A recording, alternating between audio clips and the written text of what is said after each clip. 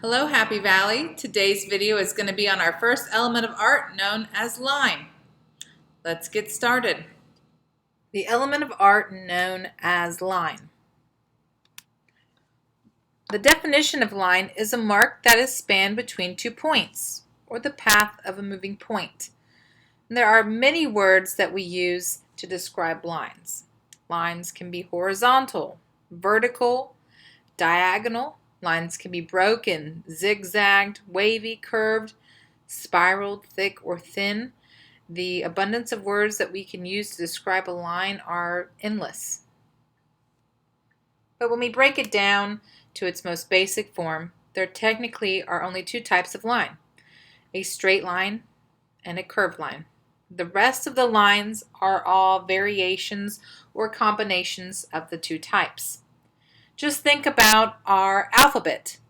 It's all comprised of straight or curved lines.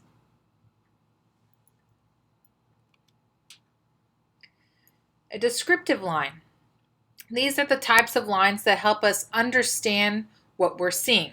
So if you look on the image to the right, an outline is a line that surrounds the exterior of a shape. It clearly tells us that what we're looking at is a hand. Is it the top of the hand? Is it the palm of the hand? We don't know. We are only looking at the outline. Opposite of that, or going a little bit further than that, is a contour line. And these are just like outlines, except contours are the surrounding the shape and they add to the interior details. So now that we look at this, we're looking at the palm. Think about girls that they do their makeup. They contour their face. They are adding lines inside of their face. Outline is just simply that, the exterior shape. It's showing us the object. Contour lines are interior lines that are giving us details.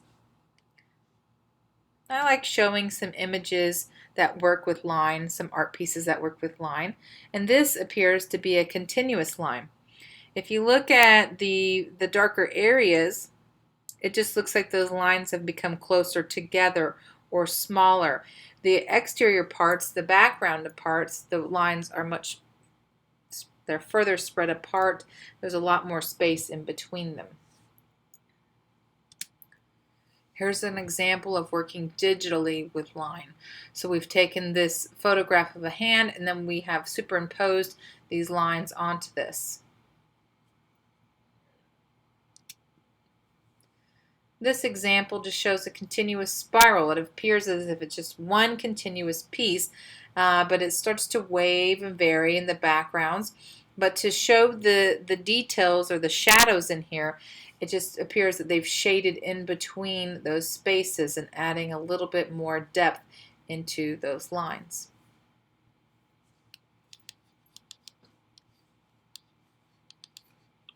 Here's a famous piece by Andy Warhol called Red Linen, and it's simply a picture of linen, and it's obviously red, but it has a lot of line detail in it, so you can see where he has bolded and encased areas of the painting to have a lot of line details.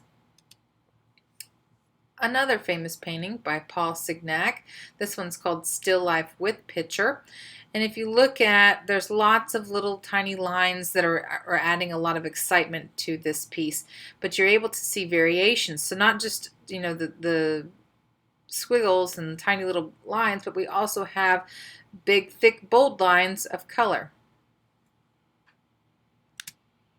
And lastly, this one is a portrait of a man in red chalk by Leonardo da Vinci. So we really don't have a lot of outlines in this piece. We aren't able to really decipher where the top of his head is, but we can kind of see some interior lines or some contour lines that really define and let us know that we are looking at a man. You have the implied lines of hair. You can kind of make out, but majority of the line work is going to be in the middle or on the left-hand side. It becomes very light in color and value when you look at the right-hand side.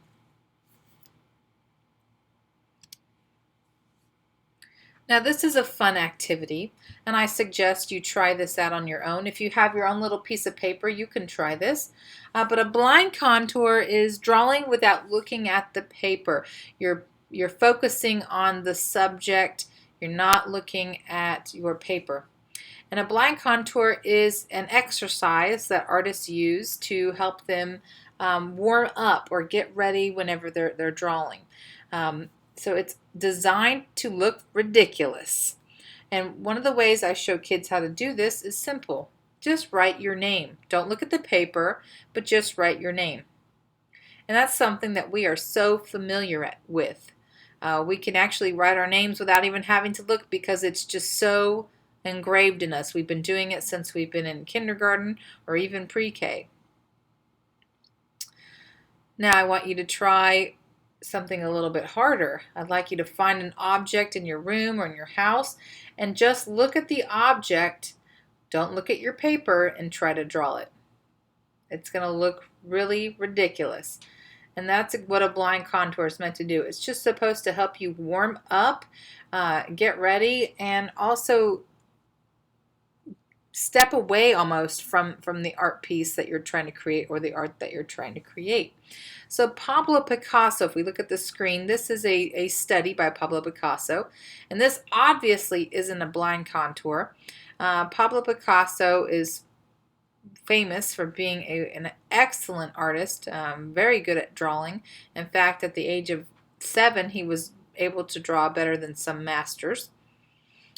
But when I click this button right here and we look at what the blind contour of the same study is, so you can see they're meant to look ridiculous. This is obviously not what he intended, but this is done without looking. So things are going to overlap, things are going to not line up, and that's the point of it. It's not meant to look perfect. It's not meant to be a finished piece. This is just a simple warm-up that we use. We're drawing those details. Contour lines are interior details, but we're drawing them blindly without looking. So again, here is his original study while looking at the object. And here it is again from a blind perspective, blind contour perspective. Here's some more examples of blind contours. We have the hands. So it all really starts with one line and you continue on. Of course, it doesn't have to be one continuous line. It just does make it difficult or more difficult to try and pick up your pencil, move it around, especially when you're not looking down at your paper. Implied lines. They suggest an edge rather than clearly defining one. So I have this image of Vincent van Gogh's Starry Night because there are a lot of lines in this art piece. If you look at the night sky, it's nothing but lines. But he's implying something. In the sky, what's the night feel like? If you answered windy, that's correct. He's suggesting wind. Now, it's very difficult to draw wind or suggest wind, but what he has done here is he's created this shape with lines, right? It's not one solid line. It's not completely outlined, but there are a lot of little dashes in there, and they curve directly in the center, and they go outwards. That it suggests to us that it's windy outside. Now, what is happening is your eye is closing. It's seeing the complete figure where the lines are left open. Right? You're able to see those swirls and create those swirls within your brain. So lines don't actually have to be present in order for a line to be suggested or implied. Let's look at a little bit more here. So here we have closures. What shapes are these? If you answered a heart and a star, you're correct. But again, how do you know that? Because they're not complete solid shapes. Your brain works with your eyes and they are able to create the image. They're able to close the image, and you are able to understand and perceive those as both a heart and a star. Here's another example. What animal is this? It's an elephant. Hopefully you all said that.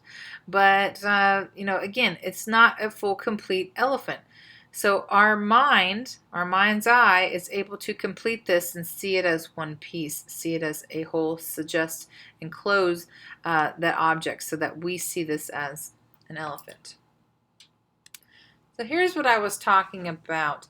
In Renoir's painting, an edge is formed where an arm ends or a white shirt begins. We don't have these solid outlines.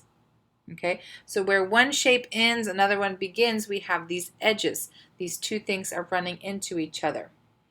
Where a face ends, a hat begins. All of these edges suggest the presence of lines. The lines are being implied. They don't need to be outlined. In sculpture, an edge exists where the sculpture ends and the space around it begins. So this sculpture is called Mother and Child, and it implies graceful lines. A lot of curved lines in this piece.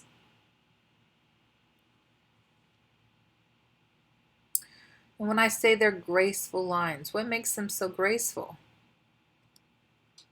Expressive lines. So lines can have personality. They can create a sense of feeling, a sense of emotion just by being them. They have 5 emotional characteristics: direction of the line, the rhythm or the movement of the line, the angularity, how angled it is, how obtuse, how acute it is, the weight, the visual weight that it's creating, and of course the style. So let's delve into these characteristics. Our first is going to be direction. I want you to know the difference between a horizontal line and a vertical line. So make sure you understand the difference.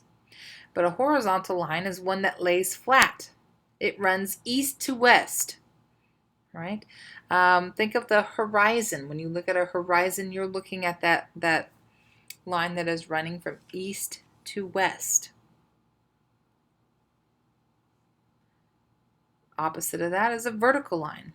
A vertical line stands, and it runs north to south or south to north, whichever way you want. So horizontal lines can appear restful, calm. Think of a calm sea or the calm ocean. It's restful, right? It's creating a nice horizon. And again, a vertical line can show a lot of weight, a lot of force. It can show inflexibility or stiffness. Or it can be on the opposite of that and show bendability and weakness.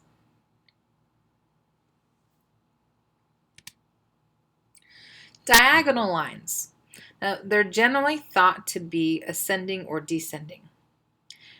We are Western culture.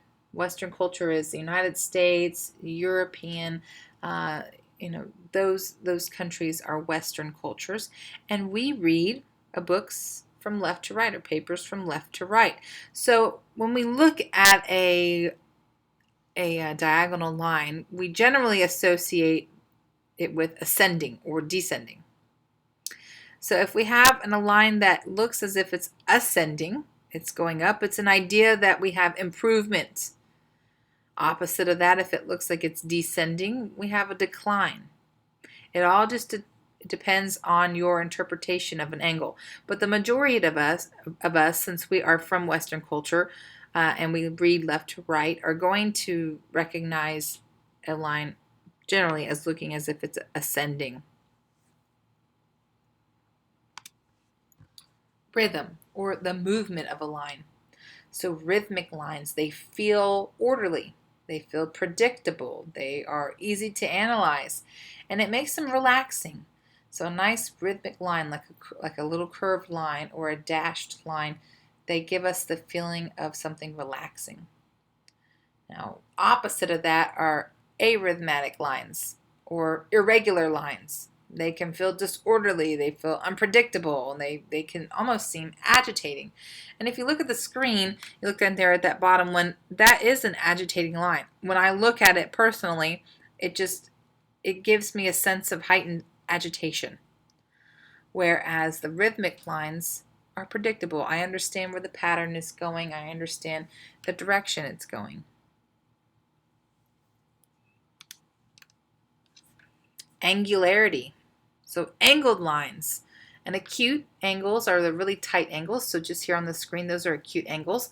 And they can feel dangerous or aggressive. They're sharp. They can also appear, jagged lines can express nervousness and awkwardness. The opposite of that would be a curved line. It's very smooth and gentle curves, and they can feel safe, very fluid. Think of the ocean, and when you would draw a wave, it's going to have a bit of a curve to it. It's more inviting. These types of lines are organic, free-flowing.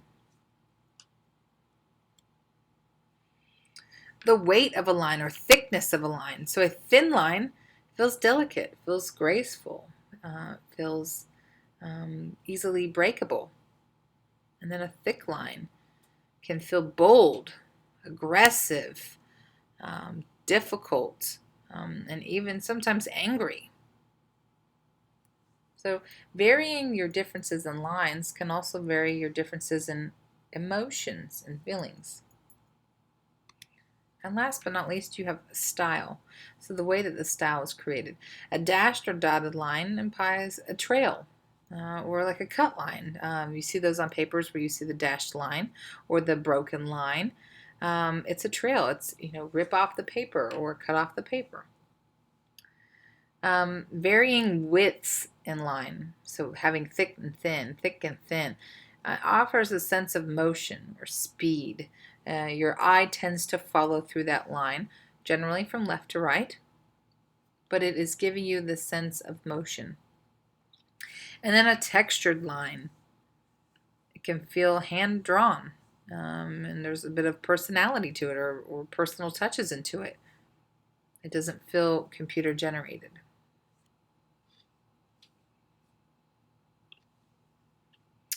Now, I like to show artists from time to time, and this is Jackson Pollock. He was famous during World War II era. He was an abstract artist, and some of his paintings, you might find them to be ridiculous. And I tend to look at his artwork and think of that because although I do like abstract art, sometimes some of it is a little bit too far stretched, and I have a hard time understanding it as art. But he would paint in these gigantic warehouses. He had a big studio, and he would roll out these massive canvases, sometimes the size of my classroom. And he used unconventional tools to create his artworks.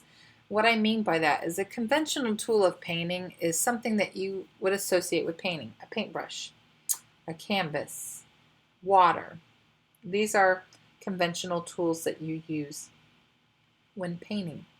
And what Pollock would do is he would use unconventional. So he would use a spatula to apply his paint, or he would roll a bowling ball in the paint. He found other things that you wouldn't associate with painting and using them. Now, I have never seen a Jackson Pollock painting in person, and I feel that if and when you ever get to see a Jackson Pollock painting, you might have a different feeling or understanding when you see the actual painting. But all I've ever done is studied them in books, and so again, I have a hard time understanding the value of some of his pieces. But I put a little picture of somebody looking at one of his artworks just to show you how large these pieces are. And again, if you're standing in front of that art piece and you become so fully consumed in it, it might create a different emotion. This painting is called Blue Poles, and it was done in 1952. This painting is more my style. It uses the black and white, so I like that traditional look. And again, of Jackson Pollock's paintings, this is more my style, but in true essence, this is not. Again, I have a hard time understanding the value in his art, but I feel that I would get some kind of emotion when looking at this painting in person. And this painting is called Number 5. And basically, Pollock stopped naming his paintings and he started numbering them instead. He didn't want people to be looking for a subject matter or a meaning in his art. Instead, he wanted people to appreciate the painting for what it was. And so, see, this is where I kind of get this, is it really art or is it just a mess? Especially when I'm about to tell you. So, Number 5 in 2006 sold for $140 million. I bet that shocked you, and it still kind of shocks me. $140 million. I could feel like I could do this in a matter of 30 minutes. So that's why I have a hard time adding value or putting value on a piece of artwork like this. Do you recognize this scene? Now this is by a more modern artist. His name is Vinci Lowe. And he works with expressive lines. There's a lot of movement in his artwork. Do you know who these people are? This is a famous photograph. If you said Muhammad Ali and Mike Tyson, you would be correct. This is from that fight. And what Vinci Lowe does, though, is he works with Sharpies, and he creates this almost continuous line. We have a lot of movement in here. We have a lot of variations between heavy and dark lines versus light, thin, scribbled lines. And he even adds this implication of ink blots on his artworks. And what he does is he takes famous photographs that we are all familiar with, and he turns them into an art piece. So Darth Vader, Elvis Presley, Abraham Lincoln, the Joker,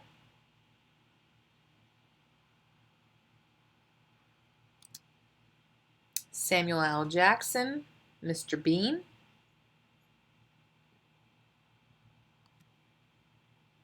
Marilyn Monroe,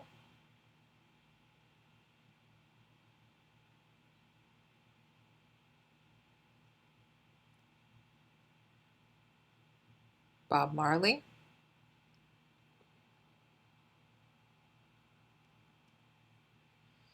here's another artist, a little bit different.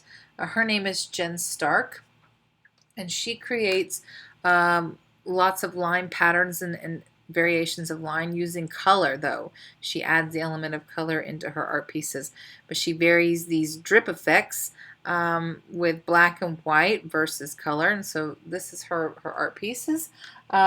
She also created the backgrounds for MTV's 2015 Music Awards. She created the piece that Miley Cyrus entered the Music Awards with. She doesn't just create drawings or paintings. She also works with cut objects. She does outdoor installations or sculptures outdoors.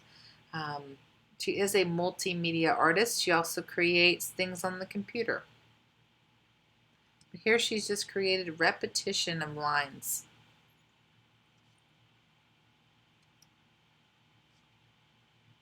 Here's a cutout piece.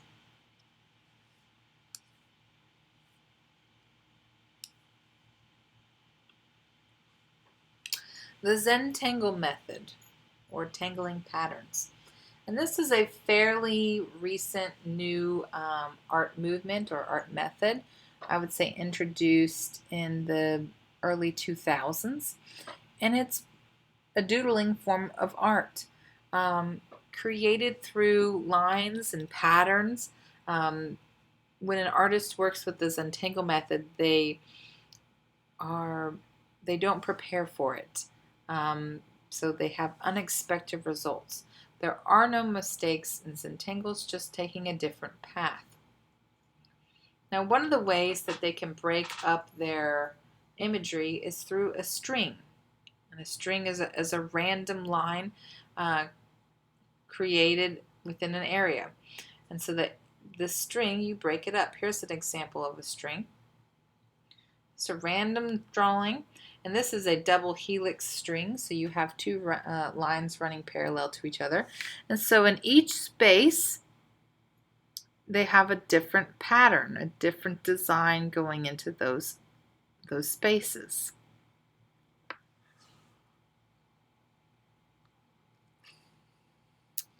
And with that, we have the end of Elements of Art line.